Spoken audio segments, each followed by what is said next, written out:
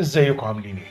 طبعا الناس كلها في الفترة اللي فاتت تابعت قضية محمود الشاب المصري اللي اتقتل في ايطاليا بالطريقة البشعة اللي كلنا سمعنا عنها، واتفصلت راسه وايديه ورجليه.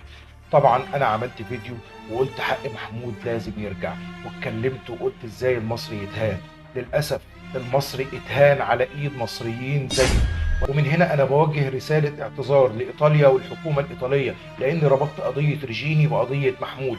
القضيتين مختلفتين تماما. قضية محمود قضية غدر، قضية خسة، قضية ندالة. اللي خلص على محمود اتنين من ولاد بلده، اللي خلص على محمود اتنين مغتربين زيهم زي محمود. للأسف اللي خلص على محمود مصريين زيهم زيه، واحد شهرته تيتو والتاني شهرته البوب. للأسف للأسف للأسف اللي قتل محمود ولاد بلده في الغربة. يا جماعة وصلنا لكده ليه؟ بننهش في بعض، ليه بننهش في بعض في الغربة؟ ليه المصريين يعملوا ببعضهم كده؟ حرام عليكم اللي عملتوه في الواد عمل ايه عشان تعملوا فيه كل ده؟ حرام عليكم، ربنا ينتقم منكم. طبعا الحكومة الإيطالية والشرطة الإيطالية ما سكتتش من ساعة الحادث، وكانت بتتتبع كل خطوات محمود وكل أصدقائه وكل معارفه، وعملت تحقيقات مع كل اللي يعرف محمود، لغاية ما أخو محمود نفسه هو اللي اداهم الخيط لما كان في السكن عند الاتنين دول، وشاف شنطة أخوه بتاعت الحلاقة موجودة عندهم، لأنه كان بيشتغل في محل واحد منهم حلاق. وراح على طول على الشرطه الايطاليه وبلغهم بشكوكه حوالين الاثنين دول.